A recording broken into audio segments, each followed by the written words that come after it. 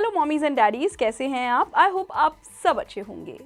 Mommies, आज के video में मैं आपसे कुछ बच्चों के बारे में डिस्कस करूंगी। वैसे तो बच्चों के बारे में ही हम यूजुअली डिस्कस करते हैं।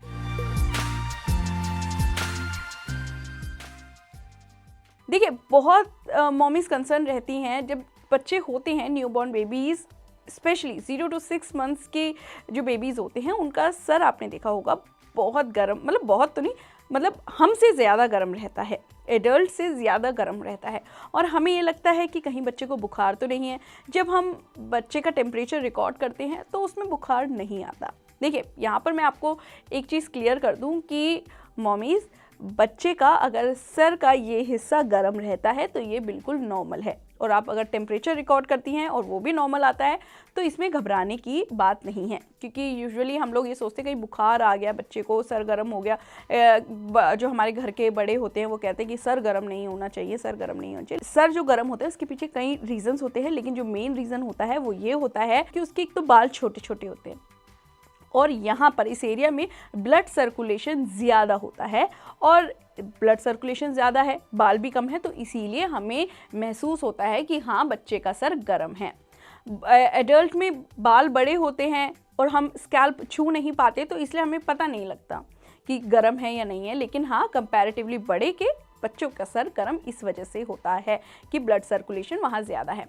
और भी कई रीज़न्स हो सकते हैं, जैसे कि मान लीजिए कि आपने बहुत ज़्यादा बच्चे को कपड़े पहना रखे हैं, तो एक ये भी रीज़न हो सकता है कि इसलिए बच्चे का सर गर्म हो गया हो। इसके अलावा रीज़न ये भी हो सकता है कि बच्चे को आप एकदम बाहर से लाए हो या मतलब घर का भी टेम्परेचर गर्म हो, तो इस वजह से भी बच्चे का सर गर्म हो सकता है। साथ ही मैंने आपको बताया कपड़े ज़्यादा पहना रखे हो, इस वजह से भी गर्म हो सकता है। या नेचुरली बच्चे को, मतलब देखिए, एक होता है कि स्वेटिंग भी ज़्यादा होती हो तो बच्चे का सर गर्म हो सकता है। इसमें घबराने की कोई बात नहीं है।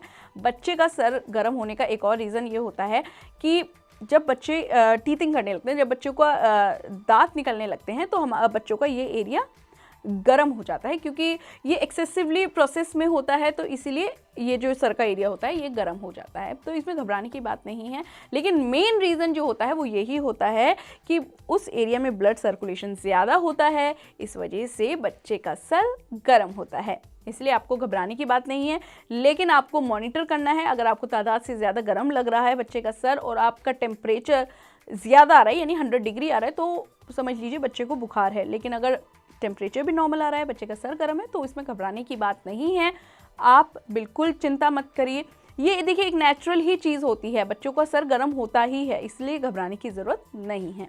कई बार मैंने ऐसा देखा है कि मॉमीज़ जो होती हैं, बच्चे का सर इतना गर्म हो गया है कि उसमें पट्टी रखने लगती है, ठंडे ठंडे पानी की पट्टी। तो ऐसा नहीं करना है। अगर बच्चे को बुखार नहीं है तो आप ये गलती मत करिए कि बच्चे को ठंडे पानी की पट्टी रखें या आइस क्यूब्स, आइस पैक रख रहे हैं, ऐसा बिल्कुल मत करिए कि ये बच्चे को मतलब नुकसान पहुंचा सकता है। हो सकता है बच्चे को इससे और बुखार आ जाए, तो ऐसा मत करिए मॉमीज़।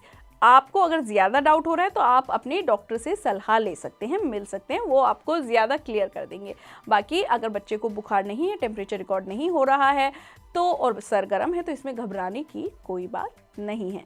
तो मॉमीज़, आज के लिए इतना ही, लेकिन ऐसे ही कई अन्य वीडियोस मैं आपके लिए लाती रहूंगी। बस आपको करना क्या है, एनबीटी लाइफ को सब्सक्राइब करना है और इस वीडियो को ज़्यादा से ज़्यादा लाइक और शेयर करना है, ताकि और मॉमीज़ की भी हेल्प हो सके, उनका कन्फ्यूजन दूर हो सके। आज के लिए इतना ही।